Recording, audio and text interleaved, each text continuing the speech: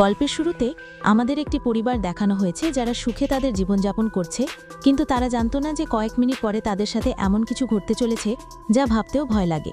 স্বামী স্ত্রী যখন তাদের কথোপকথনে ব্যস্ত ছিলেন, তখন হঠাৎ তারা বাইরে থেকে মানুষের চিৎকার শুনতে পেলেন। যখন তারা দুজনেই ঘর থেকে বেরিয়ে এলেন, তখন তারা দেখতে পেলেন যে বাইরের লোকেদের মধ্যে হট্টগোল। লোকেরা তাদের ঘর থেকে পালিয়ে যাচ্ছে, যেন বড় কিছু ঘটতে চলেছে। জেসন এবং বেথ আমাদের প্রতিবেশীদেরও আতঙ্কিত হতে দেখেন এবং দ্রুত তাদের ঘর খালি করতে দেখেন। জেসন প্রতিবেশীকে জিজ্ঞাসা করেন, কারণ কি, তোমরা কেন ঘর ছেড়ে চলে যাচ্ছ? কিন্তু তারা এত তাড়াহুড়ো করছিল যে তারা জেসনের কথার কোনো উত্তর দেয়নি। সেখানে সে দেখতে পেল যে প্রতিবেশীর ছেলেও তার জিনিসপত্র গুছিয়ে নিচ্ছে। যখন জেসন শিশুটিকে জিজ্ঞাসা করলেন, তোমরা কোথায় যাচ্ছ, তখন শিশুটি উত্তর দিল যে আমার বাবার এক বন্ধু একজন সরকারি কর্মকর্তা। সে বলল যে একটা খুব বিষাক্ত ভাইরাস ছড়িয়ে পড়েছে যা একজন সাধারণ মানুষকে দানবে পরিণত করে। কিন্তু তারপর শিশুটির মা সেখানে এসে তাকে ধরে সেখান থেকে নিয়ে যেতে শুরু করে। জেসন তাকে জিজ্ঞাসা করলেন যে এই শিশুটি কোন ভাইরাসের কথা বলছে। এই প্রশ্নের উত্তরে এই শিশুটির মা বলেন যে এখনই বলার সময় নয়, তোমার স্ত্রী এবং মেয়েকে নিয়ে এই শহর থেকে যতটা সম্ভব দূরে চলে যাও। এই কথা শুনে জেসন এবং বেথ খুব ভয় পেয়ে গেল। এরপর কিছু না ভেবেই জেসন তার পরিবারকে গাড়িতে তুলে তাদের শহর থেকে বের করে নিয়ে যেতে শুরু করে। কিন্তু পথে সে দেখতে পেল যে প্রতিবেশীরা যারা পালিয়ে যাচ্ছিল তারা ফিরে আসছে। এটা দেখে সে আরও অদ্ভুত বোধ করতে লাগলো। আরও এগিয়ে যাওয়ার সময় এই লোকেরা যানজটে আটকা পড়ে। জেসন এবং তার পরিবার যখন গাড়ি থেকে নামলো, তখন তারা দেখতে পেল যে শহর থেকে বেরিয়ে যাওয়ার একমাত্র রাস্তাটি পুলিশ দ্বারা অবরুদ্ধ করা হয়েছে। আকাশে হেলিকপ্টারগুলো এখানে সেখানে টহল দিতে শুরু করলো। মানুষকে বলা হয়েছিল যে শহরে একটি বিষাক্ত ভাইরাস ছড়িয়ে পড়েছে এবং তাদের দ্রুত বাড়ি ফিরে যাওয়া উচিত। এই কথা শুনে জেসনের একটু অদ্ভুত লাগলো যে শহরে ভাইরাস ছড়িয়ে পড়েছে, তাহলে শহর থেকে লোকজনকে সরিয়ে নেওয়ার পরিবর্তে কেন তাদের শহরে থাকতে বলা হচ্ছে। তারপর হঠাৎ পাশের পাহাড় থেকে তাদের গাড়ির উপর একটি বড় পাথর পড়ল। এটা দেখে তারা খুব ভয় পেয়ে গেল। পাহাড় কাঁপতে শুরু করলো। তারপর পাহাড়ের পেছন থেকে দুটি সামরিক যুদ্ধবিমান বেরিয়ে এসে শহরের দিকে এগিয়ে গেল। ওই দুটি যুদ্ধবিমান পুরো শহরের উপর বোমাবর্ষণ শুরু করলো, যার ফলে পুরো শহর ছাই হয়ে গেল। জেসনের স্ত্রী বেথ তৎক্ষণাৎ বুঝতে পারলেন যদি তিনি পুলিশের কথা শুনে বাড়ি খিলে যেতেন তাহলে পরিণাম ভয়াবহ হতো। এরপর ওই যুদ্ধবিমানগুলি রাস্তায় উপস্থিত লোকজনের দিকে এগিয়ে যেতে শুরু করলো। এটা দেখে সকলের মধ্যে আলোড়ন শুরু হলো। এখন সবাই বুঝতে পারল যে সরকার তাকে হত্যা করতে চায়। সবাই জীবন বাঁচাতে এদিক ওদিক ছুটতে শুরু করলো। কিন্তু জেসন এবং বেথ বুঝতে পারল যে তাদের যে কোনো জায়গায় অংশগ্রহণ করা উচিত। ওই যুদ্ধবিমানগুলি অবশ্যই তাদের হত্যা করবে। তারপর বেথ পিছনে ফিরে তাকালো এবং পাহাড়ের ওপর একটি স্কুল দেখতে পেল এবং ভাবল যে এটিই পালানোর জন্য একটি ভালো জায়গা হবে। এরপর জেসন, বেথ এবং জয় স্কুলের দিকে পাহাড়ে উঠতে শুরু করলো। ফাইটার জেটগুলি পিছনের সেতুর ওপর থাকা লোকদের ওপর বোমা ফেলতে শুরু করলো। তারা তিনজন দ্রুত দৌড়ে স্কুলে পৌঁছায় এবং ভাগ্যক্রমে তারা সেখানে একটি সুড়ঙ্গ খুঁজে পায় এবং বোমা বিস্ফোরণের কয়েক সেকেন্ড আগে দ্রুত সেখানে প্রবেশ করে। বাংকারের দরজা বন্ধ হওয়ার সাথে সাথে ওপরে একটি প্রচণ্ড বিস্ফোরণ ঘটে। কিন্তু ভাগ্যক্রমে এই মানুষগুলি বাংকারের নিচে ছিল এবং তাদের জীবন রক্ষা পায়। কিন্তু তাদের জন্য আশ্চর্যজনক বিষয় ছিল যে এটি কী ধরনের ভাইরাস যা সরকারকে শহরের সমস্ত মানুষকে হত্যা করতে হয়েছিল। সেই লোকেরা কিছুই বুঝতে পারছিল না। সে সবেমাত্র বুঝতে পেরেছিল যে সে বেঁচে থাকতে চাইলে তার চুপচাপ একটি বাংকারে থাকা উচিত। কিন্তু তাদের জন্য সমস্যা ছিল যে তারা এখানে কতদিন থাকবে এবং পেট ভরে কি খাবে এবং কি করবে। ভালো কথা ছিল যে সেখানে প্রচুর মেয়াদোত্তীর্ণ খাদ্য রাখা ছিল যা তিনজনের জন্য দীর্ঘ সময় ধরে চলতে পারে। জেসনের স্ত্রী বেথ খুব বিরক্ত ছিলেন। তিনি তার মেয়ে জো সম্পর্কে ভাবতে শুরু করলেন। যদি সে অসুস্থ হয়ে পড়ে তাহলে সে কি করবে। আর যখন বেথ দরজা বন্ধ করছিল তখন তার হাতেও আঘাত লাগে এবং সে গুরুতর আহত হয়। তারা দুজনেই চিন্তিত ছিল যে বিষাক্ত ভাইরাসটি তাদের শরীরেও আক্রমণ করেছে। কিন্তু এখন এটা নিয়ে ভাবার সময় ছিল না। এখন তাদের এই বাংকারটিকে এমনভাবে নিরাপদ করে তুলুন যাতে কেউ উপরের বাংকারের দরজা খুলতে না পারে। জেসন লোহার শিকল দিয়ে বাংকারের দরজা শক্ত করে বন্ধ করে দেয় এবং সিদ্ধান্ত নেয় যে এখন সে এখানে লুকিয়ে তার জীবনযাপন করবে। কিন্তু ভূগর্ভস্থ জীবন সহজ ছিল না। প্রতিদিন সে একই খাবার, কাদা জল পান করত এবং অবসর সময় তাস খেলত। সে বাইরের জগৎ থেকে সম্পূর্ণ বিচ্ছিন্ন ছিল। এখানে কয়েকদিন থাকার পর তারা এই বাংকারে খুব সংকীর্ণ হয়ে গেছিলেন। কিন্তু সে কি করতেন? যদি তিনি উপরে যেতেন তাহলে তার জীবন রক্ষা পেত না। এই জীবন জেসনের পরিবারকে এমন মনে করিয়ে দিয়েছিল যেন এটাই এই পৃথিবীর শেষ। জো তার বাবাকে জিজ্ঞাসা করেছিল, বাবা আমরা এখানে কতক্ষণ থাকব? জেসনের কাছে এর কোনো উত্তর ছিল না। সে তার মেয়েকে শুধু এই কথাই বলেছিল, ভাইরাস চলে গেলেই আমরা বাইরে যাব। সে তার মেয়ের চোখে আঙুল রেখে বাইরের জগৎ কল্পনা করতে বাধ্য করে। এভাবেই দিন কেটে গেল। তারপর মাস কেটে গেল। সে জানত না যে এই বাংকারে 300 দিনেরও বেশি সময় কেটে গেছে বেরোনোর অপেক্ষায়। জো তার মায়ের তৈরি পেরিস্কোপ দিয়ে বাইরের জগতের দিকে তাকিয়ে আছে। বাইরে কেবল ধ্বংসের দৃশ্য দেখা যাচ্ছে, যেন এই পুরো পৃথিবী পুড়ে ছাই হয়ে গেছে। সেখানে কোনো মানুষের চিহ্নও নেই। এই সব দেখে ছোট্ট মেয়েটির মনে হতে লাগলো যে হয়তো আমরাই এই পৃথিবীর শেষ অবশিষ্ট মানুষ। মা তাকে সান্ত্বনা দিল এবং বলল যে তোমার এমনটা ভাবা উচিত নয়, হয়তো তোমার বন্ধুরাও আমাদের মতো কোথাও লুকিয়ে আছে। এখন রাত হয়ে গেছে এবং রাতের খাবারের সময় হয়ে গেছে। এখন তাদের খুব কম খাবার ছিল, তাই তারা তিনজনেই অল্প কিছু খাবার খেয়ে সামলেছিল। কিন্তু আজ জোয়ের পীড়াপিড়িতে তাকে একটি পূর্ণ ক্যান দেওয়া হলো।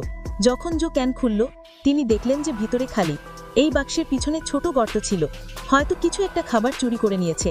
বেথ বাকি সব বাক্স চেক করে দেখল যে 12টি বাক্সই খালি। এটা দেখে সে খুব বিরক্ত হয়ে উঠল, কারণ এটাই তার 2 সপ্তাহের খাবার। বেথ ভেন্টিলেশন গ্রিলের দিকে তাকিয়ে অনুমান করল যে হয়তো একটি ইঁদুর এসে খাবারটি নিয়ে গেছে। বেথ বলল যদি ওটা ইঁদুর ছিল তাকে তাড়াতাড়ি মেরে ফেলতে হবে, না হলে ও আমাদের সব খাবার নষ্ট করে দেবে। মেয়ের বিষণ্ণ মুখ দেখে জেসন তাকে সান্ত্বনা দিল, ছোট ছোট বিষয় নিয়ে চিন্তা না করতে, খাবার শেষ হলেও আমি উপরে গিয়ে কিছু জিনিসপত্র আনব। পরের দিন জয়ী যখন তার মায়ের সাথে ব্লক নিয়ে খেলছিল, তখন সে পিছন থেকে মৃদু শব্দ শুনতে পেল। যখন জয়ী পিছনে ফিরে তাকালো, তখন একটি ইঁদুর আবার টিনের পা চুরি করার জন্য ঢুকে পড়েছিল। ইঁদুরটি পালিয়ে যাওয়ার আগেই জয়ী তৎক্ষণাৎ তার বাবা মাকে ডাকলো। আজ তাকে যে কোনো মূল্যে এই ইঁদুরটিকে মেরে ফেলতে হবে। জেসন রেগে গিয়ে ছুরি বের করে তাকে টুকরো টুকরো করে কাটতে শুরু করলো, কিন্তু ছোট্ট ইঁদুরটি বেশ চালাক হয়ে উঠল। জেসনের আক্রমণ থেকে নিজেকে বাঁচাতে সে পালিয়ে গেল এবং টেবিলে রাখা লণ্ঠনটিও ফেলে দিল। ঠিক যখন সে তার গর্তে প্রবেশ করতে যাচ্ছিল, তখন বেথ হঠাৎ ঝাঁপিয়ে পড়ে ইঁদুরটিকে মেরে ফেলল। তারা সবাই ইঁদুর মারার উৎসব করছিল। ঠিক তখনই অন্যদিকে লণ্ঠন পড়ে যাওয়ার ফলে আগুন ধীরে ধীরে বাড়তে শুরু করলো। জেসন দৌড়ে গিয়ে লণ্ঠন নিভিয়ে দিতে শুরু করলো, কিন্তু লণ্ঠনটি খুব গরম ছিল। জেসনের হাত পুড়ে যায় এবং লণ্ঠনের কাঁচ ভেঙে যায়, যার ফলে পুরো টেবিলে আগুন ধরে যায়। বেথ পর্দা ছিঁড়ে আগুন নেভানোর চেষ্টা করে। জেসন কল থেকে আধা বালতি জল বের করে আগুনে ঢেলে দেয়। কোনো মতে তারা দুজনেই আগুন নিভিয়ে ফেলল, কিন্তু বিপদ এখনো এড়ানো যায়নি, বরং তাদের অসুবিধা আরও বাড়তে চলেছে, কারণ তারা ইতিমধ্যেই আগুন নিভিয়ে ফেলেছে। কিন্তু আগুনের ধোঁয়া পুরো বাংকারটি ভরে গেছিল এবং সেই ধোঁয়া ধীরে ধীরে ভেন্টিলেশন গ্রিল ভেদ করে ওপরের দিকে বেরিয়ে আসছিল। এটা দেখে সবাই ভয় পেয়ে গেল, কারণ এই ধোঁয়া তাদের অবস্থান প্রকাশ করছিল। এখন সবাই নিঃশ্বাস বন্ধ করে বসেছিল। জেসন বলল হয়তো রাতের অন্ধকার ধোঁয়া ঢেকে দেবে এবং কেউ আমাদের অবস্থান জানতে পারবে না। তারা তিনজনই সারা রাত ভয়ে জেগেছিল। পরের দিন সকালে নিজেকে আশ্বস্ত করার জন্য সে পেরিস্কোপ থেকে বাইরে তাকালো এবং তার পায়ের নিচের মাটি সরে গেল। সে দেখতে পেল যে বাইরে ধোঁয়ার বিশাল মেঘ। এটা দেখে তাদের উদ্বেগ আরও বাড়তে লাগলো। সে পুরোপুরি নিশ্চিত হয়ে গেল যে তার অবস্থানের রহস্য উন্মোচিত হয়েছে। তারপর বেথ বলল যদি ধোঁয়া থাকে তাহলে আশেপাশে ছাই জমে থাকবে, যা ইনভেস্টিগেট করে আমাদের অবস্থান খুঁজে বার করা যাবে। এই কারণেই এখন আমাদের ছাই পরিষ্কার করতে হবে। এরপর স্বামী স্ত্রী বাইরে গিয়ে পরিষ্কার করার সিদ্ধান্ত নিল। যাওয়ার আগে জেসন তার মেয়ে জোকে প্রতিশ্রুতি দিতে বলেছিল যে বাইরে থেকে যত শব্দই শুনুক না কেন বাইরে বেরোনো উচিত নয়। তার মেয়ের কাছ থেকে প্রতিশ্রুতি নেওয়ার পর সে দরজার চেইন খুলে দিল। তারা বাইরের শব্দ মনোযোগ সহকারে শুনল এবং যখন তারা নিশ্চিত হলো যে বাইরে কেউ নেই, তখন তারা দুজনেই একসাথে বাংকারের দরজা খুলে বাইরে বেরিয়ে এলো। এখন তার মেয়ে ভিতরে একা পড়েছিল। সে তার বাবা মায়ের জন্য অপেক্ষা করছিল, কিন্তু অনেকক্ষণ অপেক্ষার পরেও যখন তার বাবা মা ফিরে আসেনি, তখন সে একটি টুলে উঠে টেলিস্কোপ দিয়ে বাইরের পরিস্থিতি দেখতে শুরু করলো। কিছুক্ষণ পরেই সে তার বাবা মাকে বাংকারের দরজা লুকানোর চেষ্টা করতে দেখলো, কিন্তু তারপর সে এমন কিছু দেখলো যা তার গলায় শ্বাস আটকে গেল। সে দূরে জঙ্গলে একটি কালো ছায়া দ্রুত তাদের দিকে এগিয়ে আসছে। মেয়েটি জোরে চিৎকার করে তার বাবাকে পিছনে ফিরতে বলল, কিন্তু দূরত্ব অনেক বেশি। তার বাবা মা তা শুনতে পেলেন না। আতঙ্কে মেয়েটি তার ভয় ভুলে গেল এবং সিঁড়ি বেয়ে বাংকার থেকে বেরিয়ে আসলো। যখনই সে বাইরে এলো, সে বুঝতে পারল যে তার বাবা মা আর নেই। মেয়েটি উদ্বিগ্ন হয়ে তার বাবা মাকে জোরে ডাকতে শুরু করলো। তখন হঠাৎ কেউ পেছন থেকে তার মুখ চেপে ধরল। সে আর কেউ নয়, তার মা। কয়েক সেকেন্ড পরে একদল বুনো হরিণ দ্রুত পাশ দিয়ে চলে গেল। যদিও তারা তিনজনই অল্পের জন্য পালিয়ে গেল, তবুও পোকার ভয় আরও বাড়তে লাগলো। এই হরিণগুলো এভাবে পালিয়ে যাওয়া নিশ্চয়ই বিপজ্জনক কিছু থেকে পালানোর চেষ্টা ছিল। সবাই বিপদ বুঝতে পেরে দ্রুত বাংকারের দিকে দৌড়ে বাংকারের ভিতরে ঢুকে পড়ল। জেসন কাঠের তক্তা দিয়ে বাংকারের দরজা বন্ধ করে লোহার শিকল দিয়ে শক্ত করে বেঁধে সবাইকে একেবারে চুপ থাকতে বলল। তারপর সে ওপরতলা থেকে পায়ের মৃদু শব্দ শুনতে পেল। মনে হচ্ছিল কেউ বাংকারের দরজার দিকে আসছে। সে কয়েক মিনিট ধরে বাংকারের ওপর দিয়ে ক্রমাগত উপরে নিচে এগোচ্ছিল। তিনজন ধীরে ধীরে বাংকারের দরজা থেকে সরে এগিয়ে গেল এবং একটা স্ক্রুতে আটকে গেল। স্ক্রুটা ধীরে ধীরে আলগা হতে লাগলো।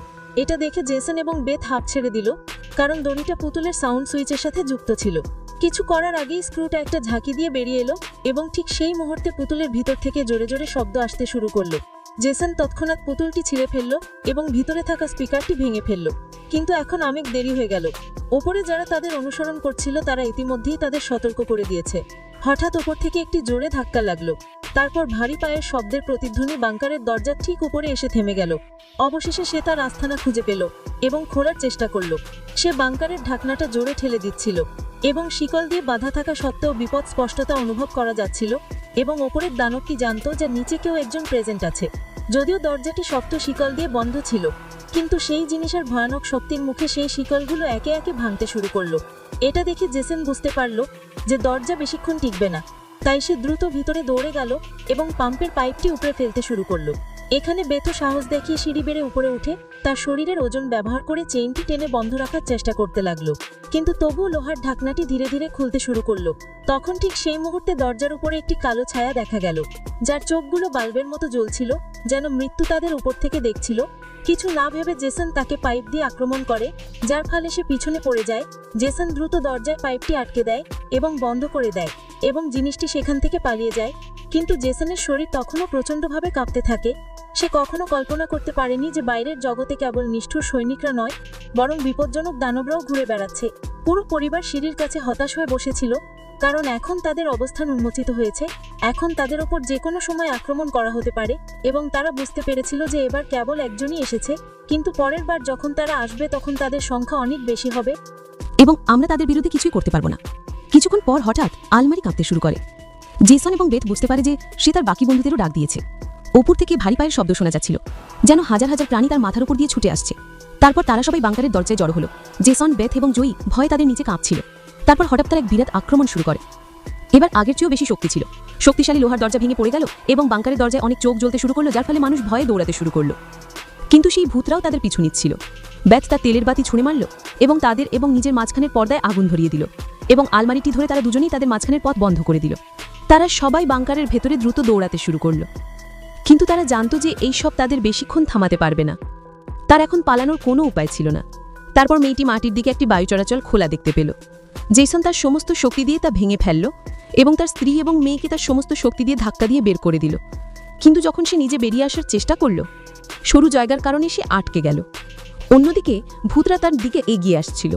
এখন জেসনকে যে কোনোভাবে এখান থেকে বেরিয়ে আসতে হয়েছিল। সে আর কোনো উপায় দেখতে পেল না, তাই সে তার কাঁধের হাড় ভেঙে ফেলল, যার ফলে সে ব্যথায় চিৎকার করতে লাগলো। কিন্তু সে দ্রুত নিজেকে নিয়ন্ত্রণ করে ভেন্টিলেশনে ঢুকে পড়ল। বেথ সময় নষ্ট না করে তার সর্বশক্তি দিয়ে জেসনকে টেনে বের করতে লাগলো। ঠিক যখন জেসন বের হতে যাচ্ছিল, তখন একটি বিশাল প্রাণী এসে জেসনের পা ধরে ফেলল। জেসন বুঝতে পারল এখন তার বেঁচে থাকা অসম্ভব। এখন আর পালানোর কোনো আশা নেই। জেসন তার স্ত্রীর চোখের দিকে তাকিয়ে বলে যে যাই ঘটুক না কেন জয়ীর সাথে তার কিছু হতে দেওয়া উচিত নয়, এবং পরের মুহূর্তে দানবটি তাকে বাংকারে টেনে নিয়ে যায়। কিন্তু বাংকারে দানবটিকে ভয় পাওয়ার পরিবর্তে জেসন তাদের আসতে বলে তারা কতটা শক্তিশালী। বেথ এবং জয়ী বাংকার থেকে জোরে চিৎকার শুনে নিচের দিকে তাকালো। বেথ বুঝতে পারল যে তার স্বামী তাদের পালানোর জন্য সময় দেওয়ার জন্য লড়াই করছে। ব্যথা সত্ত্বেও সে তার মেয়েকে নিয়ে জায়গা ছেড়ে চলে গেল এবং তারা রাক্ষসের হাত থেকে পালাতে অনেক দূরে চলে গেল। কিন্তু দৌড়ানোর সময় সে অদ্ভুত কিছু অনুভব করল। সে দেখতে পেল যে বাইরের জগতের জন্য উন্মুক্ত মহাসড়কটি এখন একটি উঁচু প্রাচীর দিয়ে ঢাকা, অর্থাৎ এখন কেউই শহর থেকে বের হতে পারছে না। ঠিক তখনই দূর থেকে একটি হেলিকপ্টার উড়ে এসে পৌঁছালো। যখন বেথ পিছনে ফিরে তাকালো, তখন দেখা গেল এটি একটি সেনাবাহিনীর হেলিকপ্টার। হেলিকপ্টারটি দ্রুত তাদের কাছে এসে তাদের উপর তার উজ্জ্বল আলো জ্বালিয়ে দিল। যখনই তারা দুজনেই সেখান থেকে পালাতে যাচ্ছিল, তখনই উপর থেকে তাদের উপর একটি বড় জাল পড়ল এবং তারা দুজনেই তাতে আটকা পড়ে গেল। তারা উভয়ই সম্ভাব্য সকলভাবে ফাঁদ থেকে মুক্ত হওয়ার চেষ্টা করতে লাগলো, কিন্তু জালটি তাদের উভয়কেই খারাপভাবে ধরে ফেলেছিল। বেথ জালের মধ্যে দিয়ে দেখতে পারল যে কিছু কালো ছায়া সবুজ চোখের সাথে তাদের দিকে এগিয়ে আসছে। কেবল এখানে আমরা গল্পের আসল রহস্য জানতে পারলাম। বন্দুকধারী এই হলুদ চোখের মানুষগুলো, আমরা ভেবেছিলাম এরা দানব। এরা আসলে বিনগ্রহী বা ভাইরাসে আক্রান্ত মানুষ ছিল না, বরং এরা ছিল সামরিক সৈন্য, যারা গ্যাস মাস্ক এবং নাইট ভিশন চশমা পরেছিল, যাদের চোখ হলুদ আলোয় তাদেরকে অন্য কোনো জগতের মানুষ বলে মনে হচ্ছিল। কিন্তু প্রশ্ন উঠছে যে কেন সেনা সদস্যরা এই মানুষদের জীবনের শত্রু ছিল? গল্পের বাকি অংশে আপনি এই সমস্ত রহস্য জানতে পারবেন। এখন বেথ এবং জো উভয়ই এই সৈন্যদের নিয়ন্ত্রণে ছিল। এই সৈন্যদের মধ্যে একজন একটি বড় ইনজেকশন বের করে তাদের উভয়ের ঘাড়ে ইনজেকশন দিয়েছিল। যখন তাদের রক্ত পরীক্ষা করা হয়েছিল, তখন দেখা গেল যে তারা উভয়ই বিষাক্ত ভাইরাসে আক্রান্ত, যার অর্থ তারা উভয়ই এই পৃথিবীর জন্য হুমকি। এর অর্থ এখন তাদের হত্যা করা হবে। প্রকৃতপক্ষে যখন ভাইরাসটি প্রথমবারের মতো ছড়িয়ে পড়ে, তখন এই ছোট শহরের অনেক মানুষ এতে আক্রান্ত হয়েছিল। এই ভাইরাস বাতাসের মাধ্যমে ছড়ায় এবং খুব দ্রুত একজন থেকে অন্যজনে ছড়িয়ে পড়ে। আক্রান্ত ব্যক্তিরা নিজেরাও জানতেন না যে তারা অসুস্থ, এবং সরকারের কাছে এই ভাইরাস বন্ধ করার জন্য কোনো প্রতিষেধক ছিল না। আক্রান্ত ব্যক্তিদের হত্যা ছাড়া সরকারের আর কোনো উপায় ছিল না। বেথ কেঁদে কেঁদে বলে, দয়া করে আমার বাচ্চাটিকে ছেড়ে দিন। বেথ যখন দেখল যে এই সৈন্যরা তার ছোট মেয়েটিকেও রেহাই দিচ্ছে না, তখন সে পুরোপুরি রেগে গেল। তার মুখে কালো দাগ দেখা দিতে শুরু করলো। কিন্তু সে কিছু করার আগেই একজন সৈনিকের ঘাড় থেকে রক্তের ঝর্ণা বেরিয়ে এলো। সে আর কেউ নয়, জেসন, যে মৃতদের মধ্যে থেকে ফিরে এসেছিল।